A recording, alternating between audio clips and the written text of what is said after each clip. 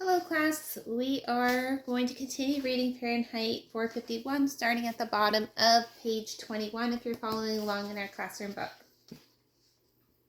The mechanical hound slept but did not sleep, lived but did not live in its gently humming, gently vibrating, softly illuminated kennel back in the dark corner of the firehouse. The dim light of 1 in the morning, the moonlight from the open sky framed through the great window, touched here and there on the brass and the copper and the steel of the faintly trembling beast. Light flickered on bits of ruby glass and on sensitive capillary hairs in the nylon brushed nostrils of the creature that quivered gently, gently as its 8 legs spidered under its rubber padded paws. Montag slid down the brass pole. He went out to look at the city, and the clouds had cleared away completely, and he lit a cigarette and came back to bend down and look at the hound. It was like a great bee come home from some field where the honey is full of poison wildness, of insanity and nightmare. His body crammed with an over-rich nectar, and now it was sleeping the evil out of itself. "Hello," whispered Montag, fascinated, as always, with the dead beast, the living beast. Nights when things got dull, which was every night, the men slid down the brass poles and set the ticking combinations of the olfactory system of the hound and let loose rats in the firehouse areaway, and sometimes chickens and sometimes cats. That would have to be drowned anyway, and there would be betting to see which one of the cats or chickens or rats the hound would seize first. The animals were turned loose, and 3 seconds later, the game was done. The rat, the cat, or chicken caught halfway across the areaway, gripped in gentling paws, while the 4-inch hollow steel needle plunged down from the proboscis of the hound to inject massive jolts of morphine and procaine. The pawn was then tossed in the incinerator, and a new game began. Montag stayed upstairs most nights when this went on. There had been a time 2 years ago when he'd bet with the best of them and lost a week's salary and faced Mildred's insane anger, which showed itself in veins and blotches. But now nights he lay in his bunk, face turned to the wall, listening to the whoops and laughter below, and the piano string scurry of rat feet, the violin squeaking of mice, and the great shadowing motioned silence of the hound leaping out like a mouth in the raw night, finding, holding his victim, inserting needle, and going back to his kennel to die as if a switch had been turned. Montag touched the muzzle. The hound growled. Montag jumped back. The hound half rose in his kennel and looked at him with green-blue neon light flickering in his suddenly activated eyebulbs. It growled again, strange, rasping combination of electrical sizzle, a frying sound, a scraping of metal, a turning of cogs that seemed rusty and ancient with suspicion. "No, no, boy," said Montag, his heart pounding. He saw the silver needle extend upon the air an inch. Pull back, extend, pull back. The growl simmered in the beast and looked at him. Montag backed up. The hound took a step from his kennel. Montag grabbed the brass pole with one hand. The pole, reacting, slid upward and took him through the ceiling quietly. He stepped off in the half-lit dusk of the upper level. He was trembling, and his face was green-white. Below, the hound had sunk back down into his 8 incredible insect legs and was humming to itself again, in multifaceted eyes at peace. Montag stood, letting his fears pass by the drop hole. Behind him, 4 men at the card table under the green-lidded light of the corner glanced briefly but said nothing. Only the man with the captain's hat and the sign of the phoenix on his hat, at last, curious, his playing cards in his thin hand, talked across the long room. "Montag?" "It doesn't like me," said Montag. "What, the hound?" The captain studied his card. "Come off it. It doesn't like or dislikes, it just functions. It's like the lessons in ballistics. It has trajectory. We decide on for it. It follows through. It targets itself, homes itself, and cuts off. It's only copper wire, storage batteries, and electricity. Montag swallowed. His calculators can be set to any combination. So many amino acids, so much sulfur, so much butterfat and alkaline, right? We all know that. All those chemical balances and percentages on all of us here in the house are recorded in the master file downstairs. It would be easy for someone to set up a partial combination on Hound's memory, a touch of amino acids perhaps. It would account for what the animal just did now, reacted toward me. Hell, said the captain.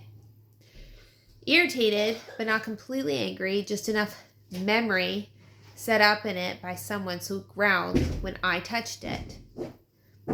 Who would do a thing like that, asked Captain. You haven't any enemies here, Guy. None that I know of. We'll have the Hound checked out by our technicians tomorrow. It isn't the first time it threatened me, said Montag. Last month it happened twice. We'll fix it up. Don't worry. But Montag did not move, and only stood thinking of the ventilator grill in the hall at home and what lay hidden behind the grill. If someone here in the firehouse knew about the ventilator, they tell the Hound. The captain came over the drop hole and gave Montag a questioning glance. I was just figuring, said Montag, what does the Hound think about down there nights? Is it coming alive on us? Really? Makes me cold. It doesn't think anything we don't want it to think. That's sad, said Montag quietly.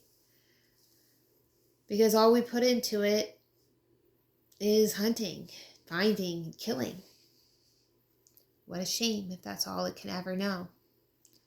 Beatty snorted gently. Hell, it's a fine bit of craftsmanship. A good rifle that can fetch its own target and guarantees the bullseye every time. That's why, said Montag, I wouldn't want to be its next victim. Why? You got a guilty conscience about something? Montag glanced up swiftly. Beatty stood there, looking at him steadily with his eyes while his mouth opened, and began to laugh very softly. 1, 2, 3, 4, 5, 6, 7 days. And as many times as he came out of the house and Clarice was there somewhere in the world. Once he saw her shaking a walnut tree. Once he saw her sitting on the lawn knitting a blue sweater. 3 or 4 times he found a bouquet of late flowers on his porch, or a handful of chestnuts in a little sack, or some autumn leaves neatly pinned to a sheet of white paper and thumbtacked to his door. Every day Clarice walked him to the corner.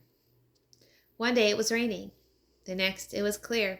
The day after that, the wind blew strong, and the day after that was mild and calm. And the day after the calm day was a day like the furnace of summer, and Clarice with her face all sunburnt by late afternoon.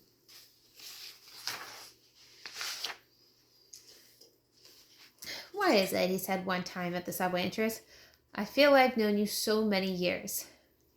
Because I like you, she said. And I don't want anything from you, and because we know each other.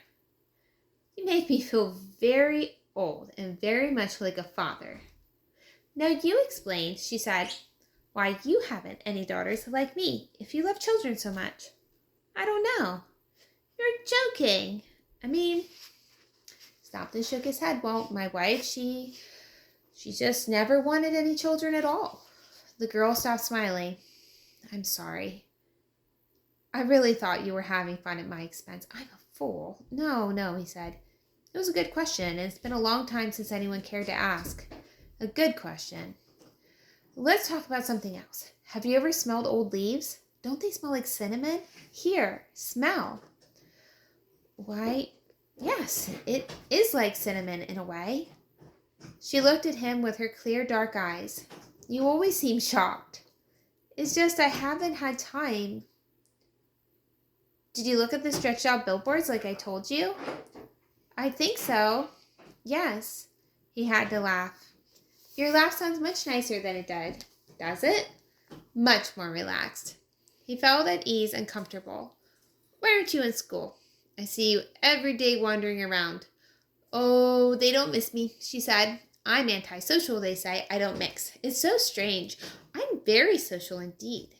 It all depends on what you mean by social, doesn't it? Social to me means talking to you about things like this. She rattled some chestnuts that had fallen off the tree in the front yard, or talking about how strange the world is. Being with people is nice, but I don't think it's social to get a bunch of people together and then not let them talk. Do you? An hour of TV class, an hour of basketball or baseball, or running, another hour of transcription history, or painting pictures, and more sports. But do you know we never ask questions? Or at least most don't. They just run the answers at you, bing, bing, bing, and us sitting there for 4 or more hours. A film teacher. It's not social to me at all.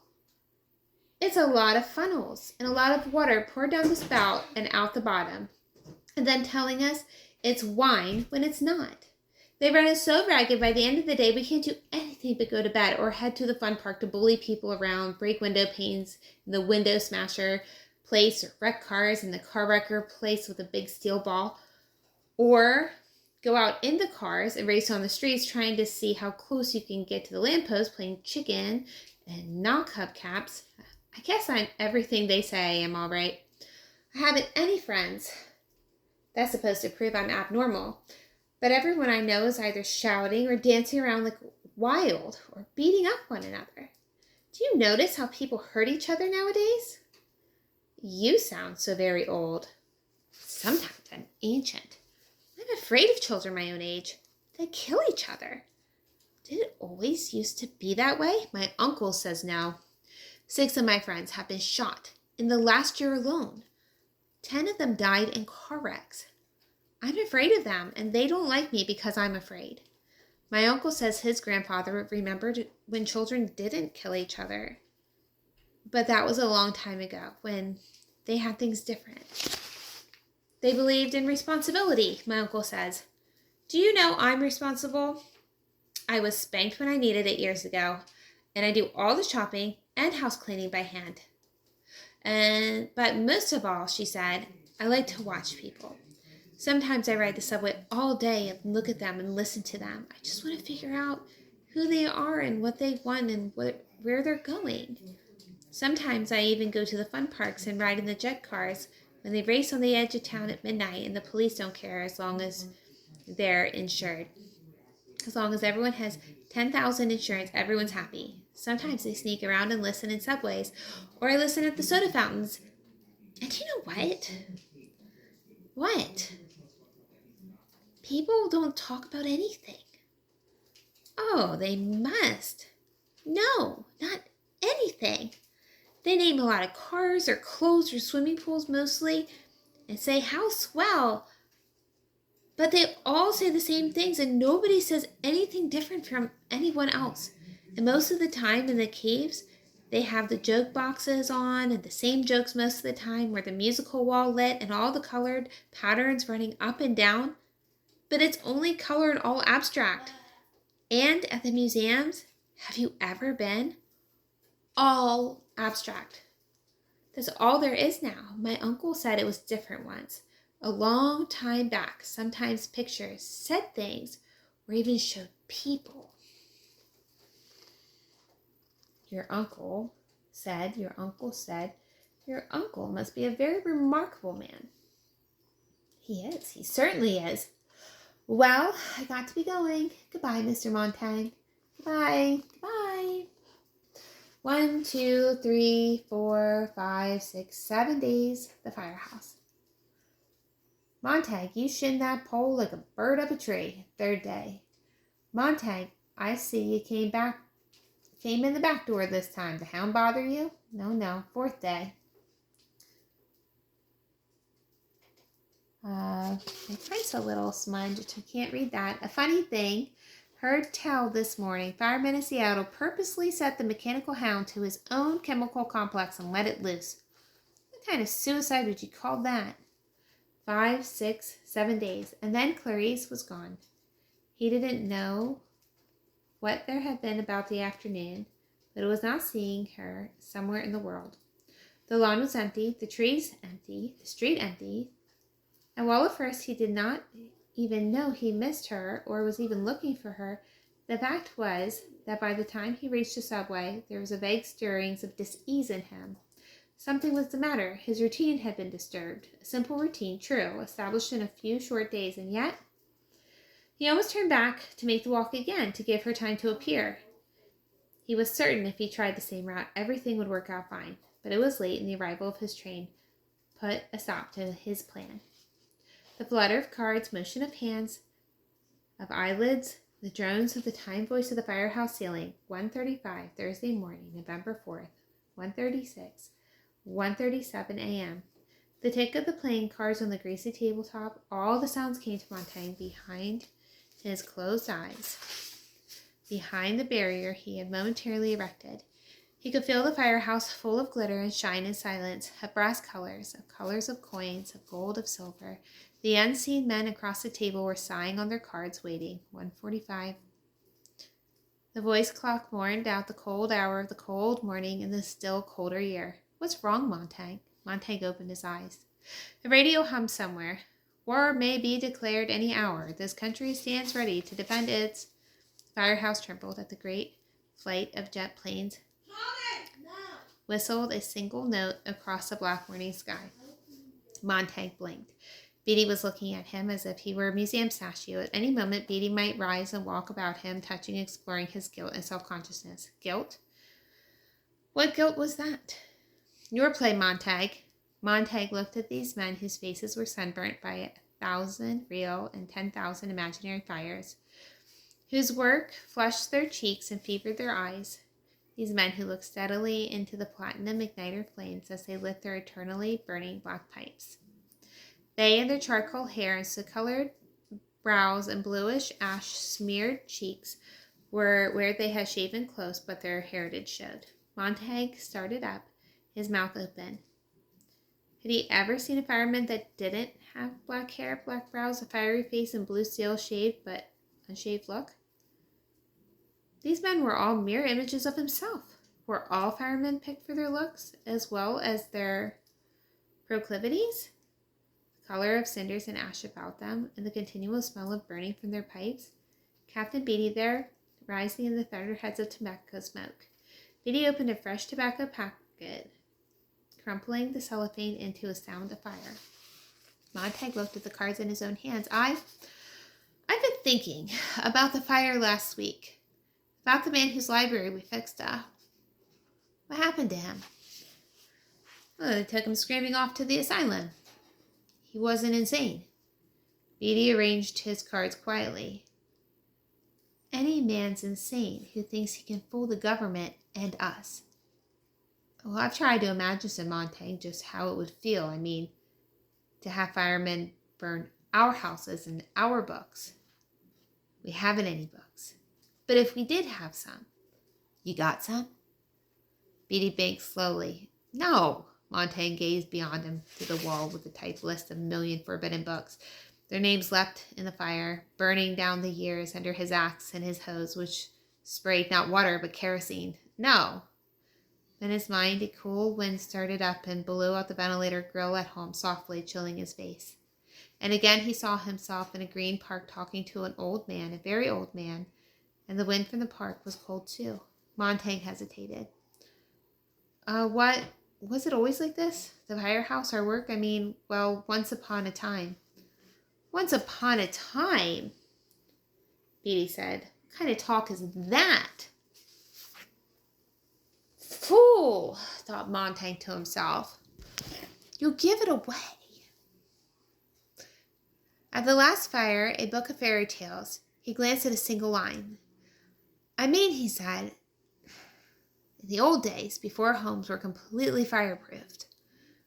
Suddenly, it seemed a much younger voice was speaking for him. He opened his mouth, and it was Clarice McLean saying, didn't firemen prevent fires rather than stoke them up and get them going? That's rich. Stillman and Black drew forth their roll books, which also contained brief histories of the firemen of America, and laid them out where Montaigne, though long familiar with them, might read. Established 1790 to burn English influence book in the colonies. First fireman, Benjamin Franklin. Rule 1. Answer the alarm quickly. 2. Start the fire swiftly. 3. Burn everything. 4. Report back to firehouse immediately. 5. Stand alert for other alarms.